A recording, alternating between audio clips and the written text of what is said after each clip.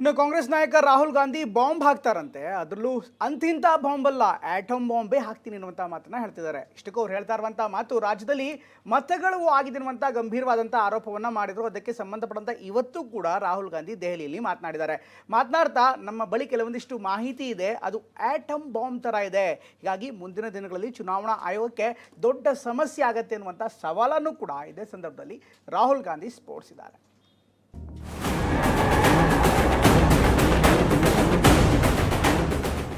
Open and shut proof है कि election commission vote चोरी में इन्वॉल्व है।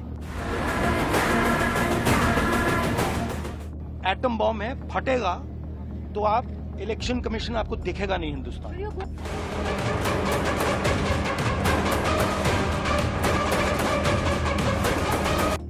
ಗಂಭೀರ ಆರೋಪ. ದೇಶದ ಸಾಂವಿಧಾನಿಕ ಸಂಸ್ಥೆ ವಿರುದ್ಧ ಲೋಕಸಭಾ ವಿಪಕ್ಷ ನಾಯಕ ಗಂಭೀರ ಆರೋಪವನ್ನೇ ಮಾಡಿದ್ದಾರೆ. ಮತಕಳ್ಳತನದಲ್ಲಿ ಚುನಾವಣಾ ಆಯೋಗ ಸಂಪೂರ್ಣವಾಗಿ ಭಾಗಿಯಾಗಿದೆ ಅನ್ನೋದಕ್ಕೆ ನಮ್ಮ ಬಳಿ ಸೂಕ್ತ ದಾಖಲೆ ಇದೆ ಅಂತ ಹೇಳಿದರು. ಮಧ್ಯಪ್ರದೇಶದಲ್ಲೂ ಮತಕಳ್ಳತನ ಆಗಿತ್ತು ಎಂದಿರುವ ರಾಹುಲ್, ನಾನು ಸುಮ್ಮನೆ ಹೇಳುತ್ತಿಲ್ಲ, 100% ಸಾಕ್ಷಿ ಇಟ್ಟುಕೊಂಡು ಹೇಳ್ತಿದ್ದೇನೆ ಅಂತ ಸ್ಫೋಟಕ ಹೇಳಿಕೆ ನೀಡಿದ್ದಾರೆ. ಅಷ್ಟೇ ಅಲ್ಲ, ಯಾರಿಗೋಸ್ಕರ ಮಾಡ್ತಿದೆ? ಬಿಜೆಪಿಗಾಗಿ ಮಾಡ್ತಿದೆ. ನಾನು ಈ ದಾಖಲೆ ಬಿಡುಗಡೆ ಮಾಡಿದ್ರೆ ಆಟಮ್ ಬಾಂಬ್ ಸ್ಫೋಟವಾಗುತ್ತೆ, ಭಾರತದಲ್ಲಿ ಚುನಾವಣಾ ಆಯೋಗ ಕಾಣಿಸೋದೇ ಇಲ್ಲ ಅಂತ ಹೇಳಿದ್ದಾರೆ. वोट चोरी हो रही है और अब हमारे पास ओपन एंड शट प्रूफ है कि इलेक्शन कमीशन वोट चोरी में इन्वॉल्व है। और मैं लाइटली नहीं बोल रहा हूं, मैं 100% प्रूफ के साथ बोल रहा हूं, ठीक है। और आप सबको पता लग जाएगा, जैसे ही हमने ये रिलीज किया पूरे देश को पता लग जाएगा कि इलेक्शन कमीशन वोटर चोरी करा रहा है। किसके लिए करा रहा है? किसके लिए करा रहा है? बीजेपी के लिए करा रहा है। तो हमने अपना ही इन्वेस्टिगेशन करवाया, उसमें 6 महीने लगे और जो हमें मिला है वो एटम बॉम्ब है। मतलब एटम बॉम्ब है, फटेगा तो आप इलेक्शन कमीशन आपको दिखेगा नहीं हिंदुस्तान। ಇಷ್ಟೇ ಅಲ್ಲ, ಮತಗಳ್ಳತನದಲ್ಲಿ ಭಾಗಿಯಾದ ಚುನಾವಣಾ ಆಯೋಗದ ಯಾರೇ ಆಗಿರಲಿ, ನಾವು ಸುಮ್ಮನೆ ಬಿಡಲ್ಲ ಅಂತ ಕಿಡಿಕಾರಿದ್ದಾರೆ. ನೀವು ಎಲ್ಲೇ ಇದ್ರೂ, ನಿವೃತ್ತಿಯಾಗಿದ್ರೂ ಬಿಡಲ್ಲ, ಹುಡುಕುತ್ತೇವೆ ಅಂತ ಎಚ್ಚರಿಕೆ ನೀಡಿದ್ದಾರೆ. ಭಾರತದ ವಿರುದ್ಧ ಕೆಲಸ ಮಾಡ್ತಿದ್ದೀರಿ, ಇದು ದೇಶದ್ರೋಹಕ್ಕಿಂತ ಕಡಿಮೆ ಇಲ್ಲ ಅಂತ ಗುಡುಗಿದ್ದಾರೆ.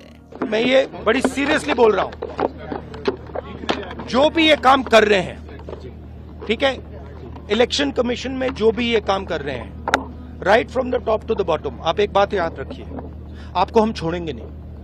कुछ भी हो जाए हम छोड़ेंगे नहीं आपको, क्योंकि आप हिंदुस्तान के खिलाफ काम कर रहे हो। ये ट्रीजन है और कम, इससे कम नहीं है। तो आप याद रखिए, आप याद रखिए, आप कहीं भी हो, रिटायर्ड हो, कुछ भी हो, ठीक है, हम आपको ढूंढ के निकालेंगे। ಇನ್ನು ಇದೇ ವಿಚಾರವಾಗಿ ಕರ್ನಾಟಕದಿಂದಲೇ ಹೋರಾಟ ನಡೆಸುವುದಕ್ಕೂ ರಾಹುಲ್ ಗಾಂಧಿ ಮುಂದಾಗಿದ್ದಾರೆ. ಆಗಸ್ಟ್ 5ರಂದು ಬೆಂಗಳೂರಿನ ಫ್ರೀಡಂ ಪಾರ್ಕ್ನಲ್ಲಿ ಪ್ರತಿಭಟನೆ ನಡೆಸಿ ಚುನಾವಣಾ ಆಯೋಗಕ್ಕೆ ಮನವಿ ಸಲ್ಲಿಸಲಿದ್ದಾರೆ. ಈ ಹಿನ್ನೆಲೆಯಲ್ಲಿ ಫ್ರೀಡಂ ಪಾರ್ಕ್ನಲ್ಲಿ ಬಿಬಿಎಂಪಿ ವತಿಯಿಂದ ಸಿದ್ಧತೆ ಮಾಡಲಾಗಿದೆ. ಪ್ರತಿಭಟನಾ ಸ್ಥಳಕ್ಕೆ ನೇರ ರಸ್ತೆ ಸಂಪರ್ಕ ಕಲ್ಪಿಸಲು ಫ್ರೀಡಂ ಪಾರ್ಕ್ನ ಕಾಂಪೌಂಡ್ ಗೋಡೆಯನ್ನು ಒಡೆದು ರಸ್ತೆ ನಿರ್ಮಿಸಲಾಗಿದ್ದು, ಸ್ಥಳಾವಕಾಶಕ್ಕಾಗಿ ಬಿಬಿಎಂಪಿ ಅರಣ್ಯ ಘಟಕದಿಂದಲೇ ಮರ ತೆರವು ಮಾಡಲಾಗಿದೆ. ಈ ಬಗ್ಗೆ ರಾಜ್ಯ ಕಾಂಗ್ರೆಸ್ ನಾಯಕರು ಪ್ರತಿಕ್ರಿಯಿಸಿದ್ದು, ರಾಹುಲ್ ಮಾತಿಗೆ ಬೆಂಬಲ ವ್ಯಕ್ತಪಡಿಸಿದ್ದಾರೆ.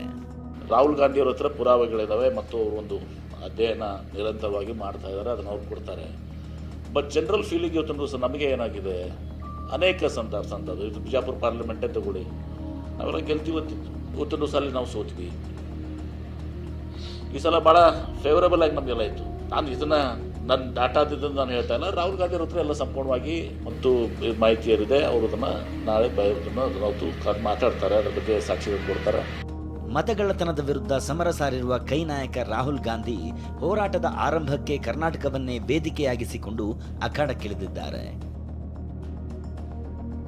Bureau report, TV9.